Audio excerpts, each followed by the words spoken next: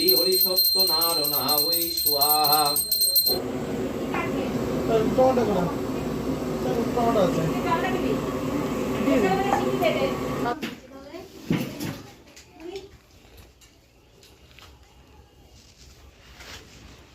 নমস্কার সকলকে, নতুন একটা ব্লগে আপনাদের সবাইকে স্বাগত।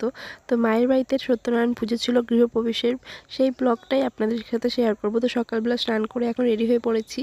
তো পুজোর জোগাড় করছে আমার দিদা, মাসি, আমি সবাই মিলে, কারণ মা কোনো কিছুতে হাত দেবে না। আমার ঠাম্মা মারা গেছে 1 বছর, যেহেতু হয়নি সেই জন্য আমরা করছি।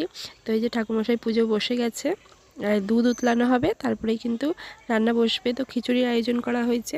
তো ঠাকুরমশাই পুজোয় এখন বসে করমত একদন্ত্র মহাকাল লম্বোদর গজানন শুভ নৈবেদ্যং পঞ্চয়ামি সায়ুধ বাহন পরিবার সহিতায় শ্রী হরি নারায়ণা।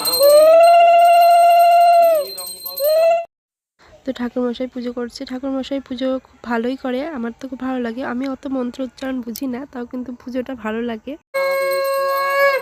ওম বহুরূপায় বিষ্ণুবে গোবিন্দায় পরমাত্মনে শ্রী হরি সত্য নারায়ণা ওই স্বাহা।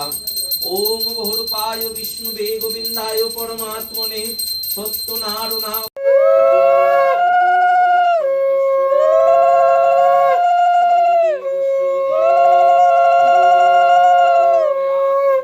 ওম নমিতাধিপতয়ে এতৎ নিবেদয়ামি। যজ্ঞ হয়ে গেল, এখন আরতি করছে। এরপরে পাঁচালি পড়ার পরে গীতাপাঠ শুরু করবে। তো কীর্তন দেওয়ার ইচ্ছে ছিল, একদিনে তো সব সম্ভব না, সেই জন্য হয়নি। বহু কষ্ট করি সত্যনারায়ণ পুজো করি শীঘ্র গতি, মধু বাক্যে কহে যে তপ লীলাবতী। স্বামী দর্শন লাগি তাড়াতাড়ি করি, শুনিয়াছি চলিল যে প্রসাদ মাটিতে ফেলি।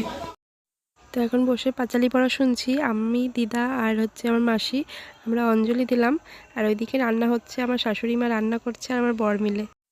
এই যে এখানে খিচুড়ি রান্না হচ্ছে, এদিকে মাসি মশলা বাটছে, গরম মশলাটা, আর এইদিকে ছোটো মাসি পায়েস রান্না করছে। তো আমি চাটনিটা করলাম। আর খিচুড়ি প্রায় হয়ে গেছে, সবাইকে বসিয়ে দেবো, কারণ দুপুর হয়ে গেল, অনেক বেলা হয়ে গেল। তো এই যে সবাই আমাদের বাড়ি থেকে এসছে, আমার শাশুড়ি মা, আমার যা, আমার জায়ের ছেলে, আমার জায়ের মা, তো অনেকজন আছে। এদিকে মাসি, মেসো সব লালগোলা থেকে এসছে।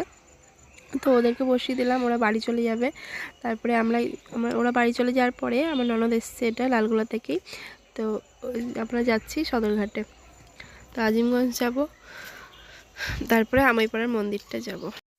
তো নৌকায় চড়ে গেছি। আজিমগঞ্জ যাওয়ার উদ্দেশ্য হচ্ছে আমার ননদ শাখা পড়বে। তো আজিমগঞ্জে খুব সুন্দর শাখা পাওয়া যায়, সেই জন্যই যাচ্ছি। তো এই যে এটা আমাইপাড়া মন্দির, কালী মন্দির। এই মন্দিরটা খুব সুন্দর লাগে দেখতে, আর এইখানকার ঠাকুরটা খুব জাগ্রত। এই যে মা করুণাময়ী, তো এই মা খুব জাগ্রত, আগেই বললাম। তো এখানে অনেকজন মানত করে, তো অনেক সবারই মানতই পূর্ণ হয়। তো যে আজকের ব্লগ এতটুকুই। তো কেমন লাগলো কমেন্ট অবশ্যই জানাবেন।